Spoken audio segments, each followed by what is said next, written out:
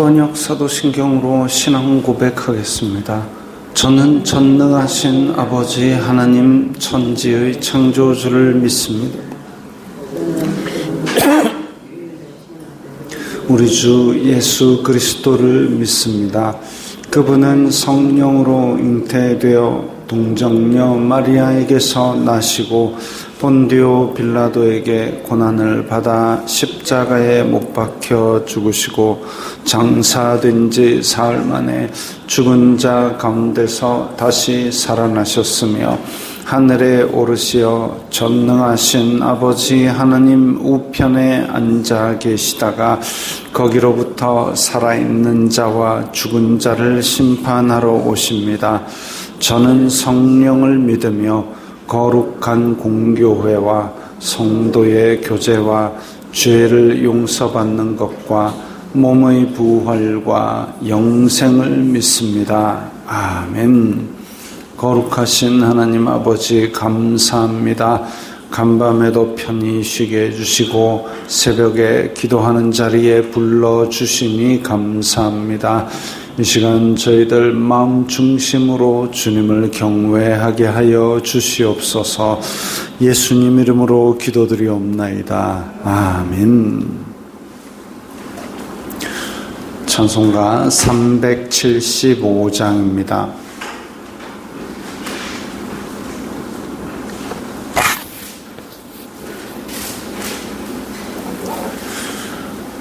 찬송가 375장입니다.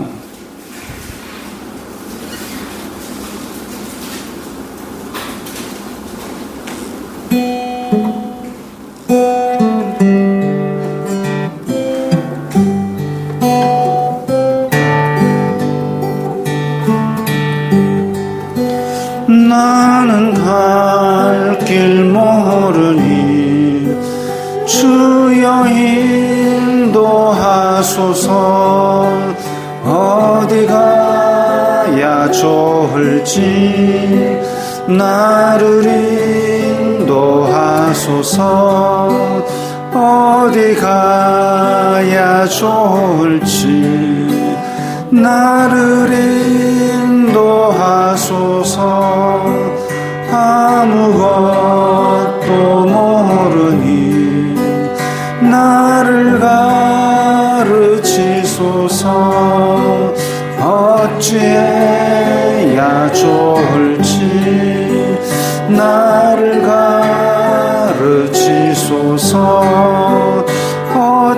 어찌해야 좋을지 나를 가르치소서.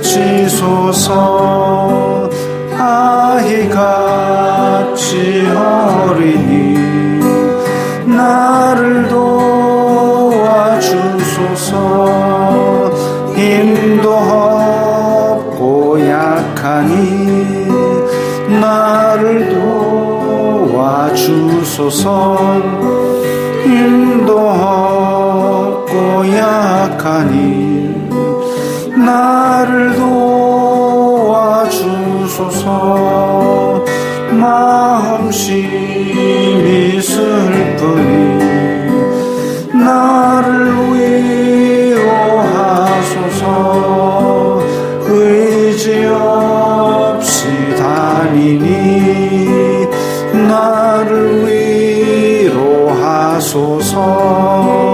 의지 없이 다니니 나를 위로하소서. 아멘.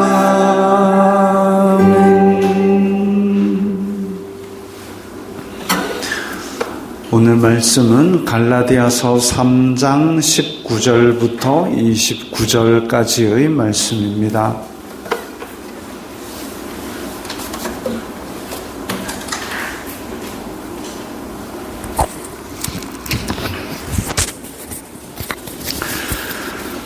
갈라디아서 3장 19절부터 29절까지의 말씀 함께 읽겠습니다.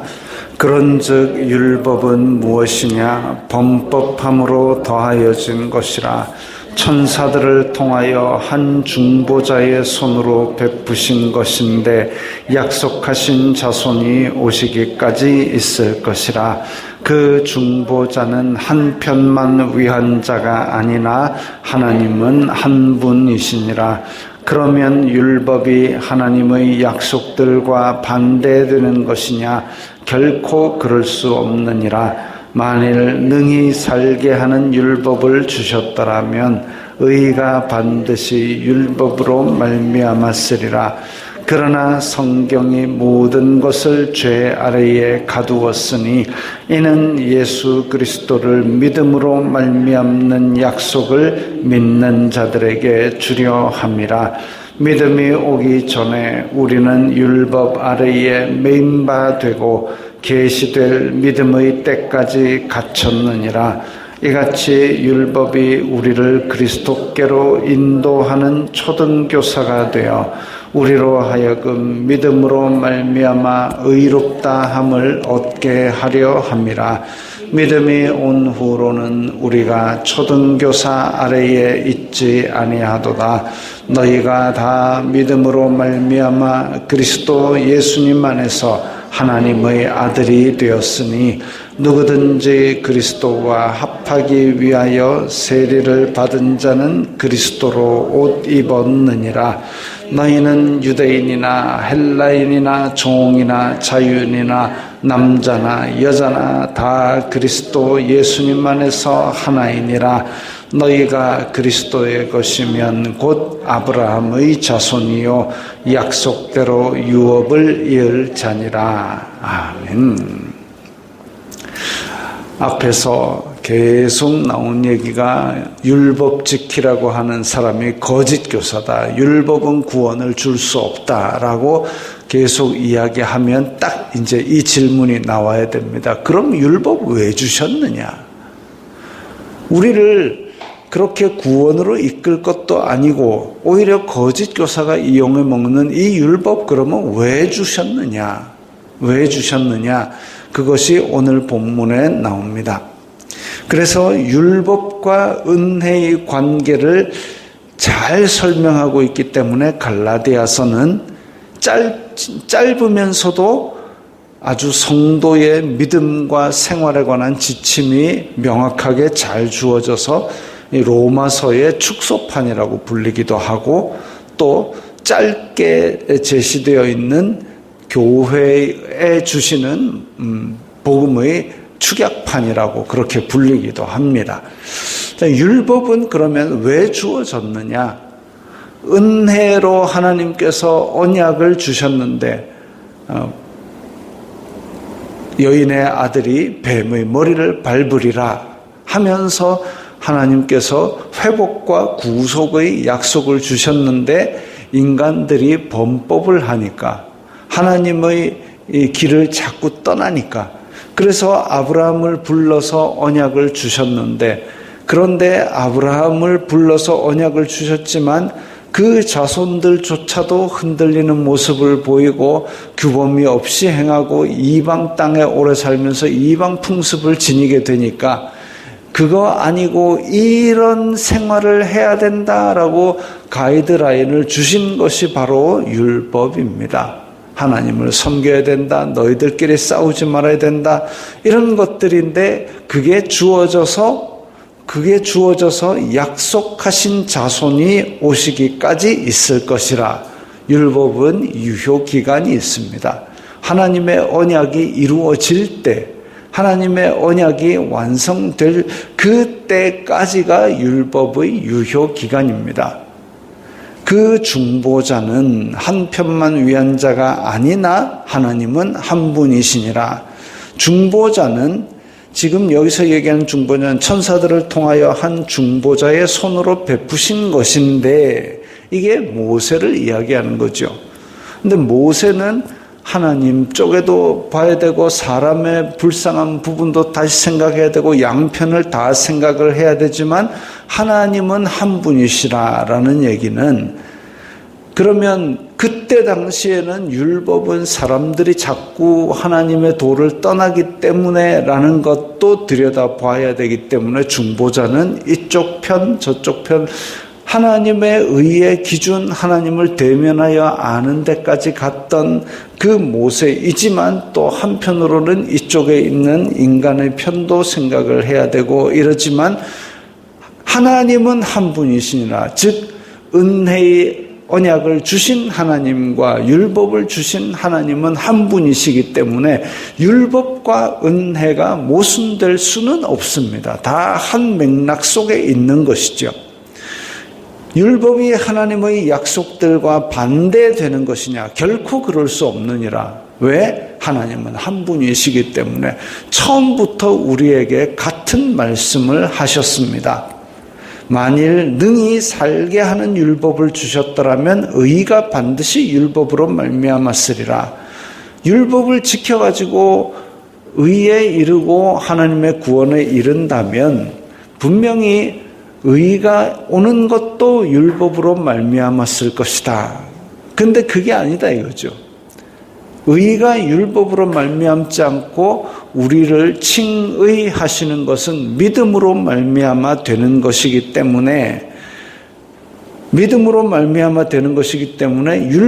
말미암아 칭의가 이루어지진 않는다. 그럼 율법은 왜 주셨느냐? 우리를 정죄하고 가두는 데 씁니다. 정죄하고 가두는 데 쓴다는 얘기는 하나님의 의의 기준은 이러하다. 너희들은 이 의의 삶을 살아야 된다. 근데 안 지키네. 그러면 죄인이야 라고 정죄를 하는 거죠. 그게 22절에 나오는 얘기입니다. 그러나 성경이 모든 것을 죄 아래에 가두었으니, 여기서 성경이라는 거는 이제 모세 오경을 비롯한 이때 당시에는 구약 성경밖에 없었으니까 이 율법들은 모든 것을 죄 아래에 가두었다 그랬습니다. 그래서 사람으로 하여금 죄의 비참함을 깨닫게 했죠. 그냥 난 법 없이도 살 사람이야 라고 살고 있었는데 알고 보니까 이게 하나님의 의에 못 미치는 것이고 내가 하고 있는 것은 나의 탐욕과 악독을 위한 것이고 이게 죄였구나를 깨닫게 만듭니다.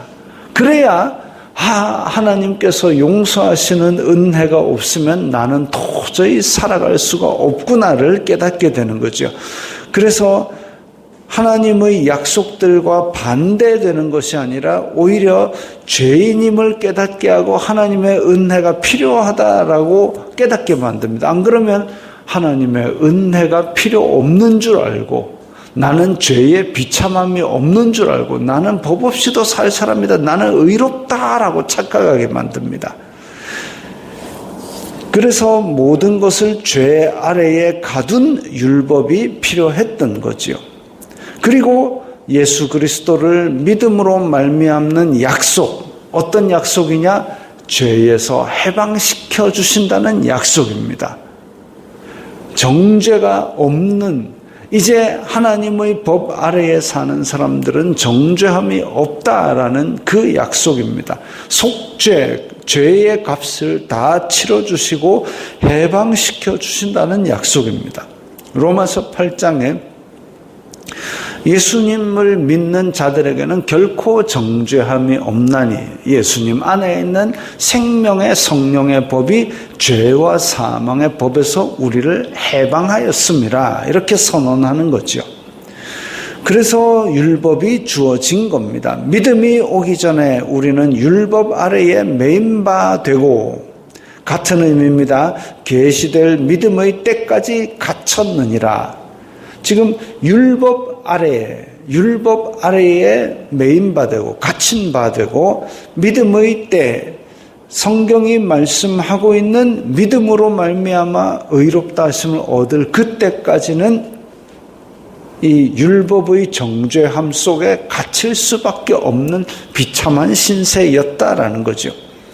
이와 같이 율법이 우리를 그리스도께로 인도하는 초등교사가 되어 우리로 하여금 믿음으로 말미암아 의롭다함을 얻게 하려 함이라. 이제 초등교사라는 것은 율법 밖에서 죄를 범하고 정죄받던 그런 백성들, 그 백성들에게 죄가 무엇인지 알려줘야 그 다음에 은혜가 필요한 줄 깨달으니까, 그게 바로 은혜가 필요한 줄 알고 돌아오게 만드는, 그게 믿음의 시작입니다. 그게 초등교사라는 거죠. 옛날에 성경에는 이걸 몽학교사라 그랬습니다. 몽학교사면 아이고 말이 너무 어렵죠. 초등교사. 그래가지고 믿음으로 그리스도를 영접한 후에는 죄로부터 자유함을, 정죄로부터 해방을 얻게 되는데, 그게 갇힌 바 되어 있는 거기서 노임을 받게 하게 만드는 거죠. 율법을 죄 아래에 가두었다가 그 다음에 이제 예수님으로 말미암아 이 죄값이 다 치루어졌음을 믿음으로 깨닫게 만드는 것이죠. 율법은 그것을 해방시킬 수 없습니다. 왜? 율법을 지켜가지고 의롭게 될 사람이 이 땅에는 하나도 없기 때문입니다. 약속하신 자손 예수님께서, 메시아가 다시 오셔서 이 율법의 유효 기간을 끝내고 우리의 죄값을 다 치르시고 하나님의 은혜로 말미암는 구원을 선포하시고, 그렇게 되었을 때에 우리는 이제 우리의 신분은 죄인이 아니라 상속자, 하나님의 아들 되는 권세를 주시는 것이죠. 이같이 율법은 우리를 초등교사가 되어서 그리스도께 인도하고 의롭다함을 얻는 것은 이제 믿음으로 말미암아 가능해지는 겁니다. 믿음이 온 후로는 우리가 초등교사 아래 있지 아니하도다. 율법은 정죄하였지만 믿음으로 말미암아 그 정죄로부터 해방이 되었는데, 그런데 아직도 초등교사 아래에 있으면서 율법도 지켜야 구원을 받아, 할례를 받아야 구원을 받아, 이러고 앉아 있으면 이거는 아니다 이거죠. 이거는 아니다. 너희가 다 믿음으로 말미암아 그리스도 예수님 안에서 하나님의 아들이 되었으니, 이 요한복음 1장에 나오는 얘기죠. 영접하는 자, 곧 그 이름을 믿는 자들에게는 하나님의 아들 되는 권세를 주셨다. 이건 혈통으로 난 것이 아니라 오직 하나님의 일방적인 은혜로 말미암은 겁니다. 누구든지 그리스도와 합하기 위하여 세례를 받은 자는 그리스도로 옷 입었느니라. 이 세례라는 것의 의미는 예수님의 죽으심이 나의 죽음입니다 라고 물속에 푹 잠기는 겁니다. 물속에 푹 잠겼을 때에 나는 이제 죽었습니다. 죄로 인한 나는 죽고 다시 일으켜 세웠을 때 예수님의 부활이 나의 부활입니다 라고 연합하는 그런 의미를 가진 거죠. 그리스도와 합하기 위하여 세례를 받은 자. 그래서 이 세례를 받을 때는 교회 공동체 앞에서 내 신앙을 고백합니다. 나는 예수님을 믿습니다. 그러면 죽습니다. 그리고 다시 일어납니다. 예수님의 부활이 나의 부활입니다 라고 이것을 상징하는 것을 교회 공동체 앞에서 내 믿음으로 고백하고 교회 공동체의 일원이 되는 의식이 바로 세례인 겁니다. 그러고 나면 세례 받았을 때 푹 젖어버리면 옷이 다 젖었으니까 다시 새 흰 옷을 입었던 초대교회의 전통에 의해서 그걸 이제 여기에 그리스도로 옷 입었느니라. 지금 우리가 세례식에서는 젖은 옷을 그냥 갈아입히는 것으로 그렇게 초대교회에서 의식을 했지만, 실제로 우리 영혼은 그리스도와 합하고 나면 그리스도로 옷 입은 사람, 성경에 보면 이 옷은 의로운 행실이라 그랬습니다. 나의 행실은 이제 벗어지고 예수 그리스도로 옷을 입게 되면 하나님께서 보실 때에 우리에게 예복이라는 것이 갖추어진 것, 이거는 하늘로부터 주어지는 예수 그리스도로 옷 입은, 구약 성경에 얘기하는 이 덮다라는 이야기죠. 피로써 그 죄를 덮음으로써 죄를 간과하게 만드시는 그 은혜가 바로 예수 그리스도로 옷 입는 겁니다. 그렇게 옷 입고 나면, 그렇게 옷 입은 백성들, 공동체의 백성들은 다 예수 그리스도로 옷 입은 자들이니까 너희는 유대인이나 헬라인이나 종이나 자유인이나 남자나 여자나 다 그리스도 예수님 안에서 하나이니라. 공동체가 된 거죠. 유대인, 헬라인, 나는 율법 지킨다. 율법 지키건 안 지키건 그리스도로 옷 입은 자입니다. 그럼 구별이 없는 거죠. 남자나 여자나, 여자는 그때 수에도 치지 않았습니다마는, 그러나 교회에 오면 머리에 볼을 썼습니다. 이 머리에 볼을 쓴다는 것은, 지금은 우리가 그런 게 없습니다만 그때 당시에는 머리에 관을 쓴다거나 이렇게 자기의 신분을 상징하는 것을 얹었습니다. 그럴 때에 여자들의 머리에도 볼을 얹었다라는 것은 시민의 수에도 치지 않던 여자가 이제 지위를 얻었다라는 표시로 그걸 얹은 거죠. 그때 당시의 사회 풍습에 의하면 그렇습니다.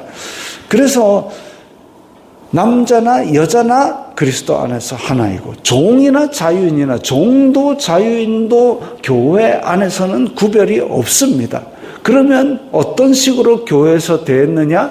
종이 왔을 때에 야, 너 이거 해, 이렇게 시키는 것이 아니라 그냥 종의 일을 하는 직업의 한 형태인 거죠.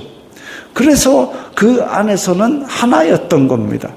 제가 그래서 이 28절을 종종 인용하는 이유가 유대인이나 헬라인이나 종이나 자유인이나 남자나 여자나 예수님 안에서 하나이니라, 구별이 없이 공동체 안에서 그렇게 있기 때문에 높음도 낮음도 없습니다. 지금 교회 안에서 목사, 장로 뭐 이래가지고 여러 가지 이런 직분들을 계급으로 착각하는 사람들이 있는데 그거 아니고, 더 중직을 맡은 사람일수록 교회에서는 더 많이 섬겨야 되는 게 맞는 것이고, 그래서 다 일을 하는 각자, 누구는 손, 누구는 발, 누구는 엄지손가락, 누구는 새끼손가락, 이렇게 직분이지 그게 높고 낮음을 결정하는 것이 아니고 그리스도 안에서 연합된 하나의 공동체로서 있는 것입니다. 그래서 예수님 안에서 하나가 되는 그 막힌 담을 허신 것이 바로 이 은혜인 것이죠. 율법은 그런 거 없습니다. 율법을 지키라라고 하는 것들은 예루살렘에서 와가지고 나는 이렇게 율법을 지키는데 라고 교회에서 우대 잡기 위해서 자기를 내세우는 역할이죠. 그건 없어졌다 이겁니다. 너희가 그리스도의 것이면 곧 아브라함의 자손이요 약속대로 유업을 이을 자니라. 유대인들이 예루살렘에서 와서 우리가 아브라함의 자손인데 라고 그렇게 목에 힘주고 있는데 그거 아니고, 이제 믿음으로 예수님 안에서 한 공동체가 된 사람들이 곧 아브라함의 자손이고 유업을 이을 상속자이고, 이게 교회의 진짜 모습입니다. 복음이죠. 복음입니다. 우리는 원래 하나님의 은혜 밖에 있었던 본질상 진노의 자녀이었지만 예수님께서 생명을 주신 그것을 믿음으로 말미암아 상속자가 되고, 그 믿는 자들이 한 공동체가 되어서 요한계시록에 있는 그 교회의 모습이 되고, 그리고 각 나라와 족속과 민족과 방언에서 수를 헤아릴 수 없는 무리들, 아브라함의 씨로 말미암아 복을 받은 공동체가 되는 겁니다. 이 복음이 우리 안에 있을 때에 우리는 세상이 어떻든 기뻐하며 하나님께 영광 돌릴 수 있습니다. 주기도문하겠습니다. 하늘에 계신 우리 아버지, 아버지의 이름을 거룩하게 하시며 아버지의 나라가 오게 하시며 아버지의 뜻이 하늘에서와 같이 땅에서도 이루어지게 하소서. 오늘 우리에게 일용할 양식을 주시고 우리가 우리에게 잘못한 사람을 용서하여 준 것 같이 우리의 죄를 용서하여 주시고 우리를 시험에 빠지지 않게 하시고 악에서 구하소서. 나라와 권능과 영광이 영원히 아버지의 것입니다. 아멘.